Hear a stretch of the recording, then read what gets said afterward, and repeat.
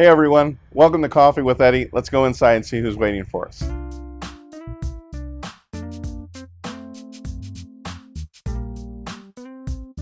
Hey everyone, it's Eddie Campos here with the Campos Real Estate Group and RE/MAX Preferred Associates. Today my guest again is Tori Crowell with Louisville Title. And today we're going to be talking about the closing itself. There's a lot going on. There's probably been a little bit of stress at the beginning, going through some things.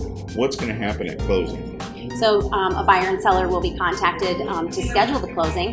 We will schedule that once we've heard from the lender that everything is good to go. We contact the buyer, the seller, real estate agents, attorneys, anybody who we expect to come to the actual closing.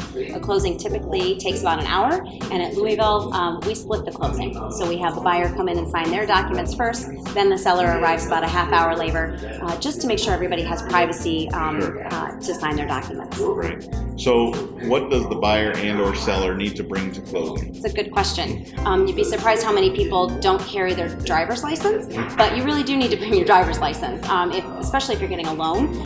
Lenders will require that we take a copy of that, and we take a copy of that in case there's fraud. Sure. So bring your driver's license and bring your spouse. Bring your spouse. Yeah, if there's a spouse involved, you need to bring the spouse.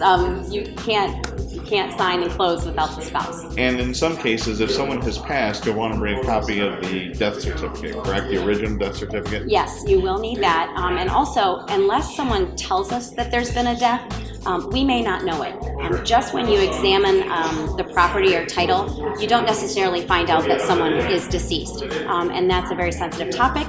So if sellers were to arrive and someone had passed away and we weren't aware, we stop the closing at that time, and we help that seller get through that process of working with probate court, etc., to be able to move forward.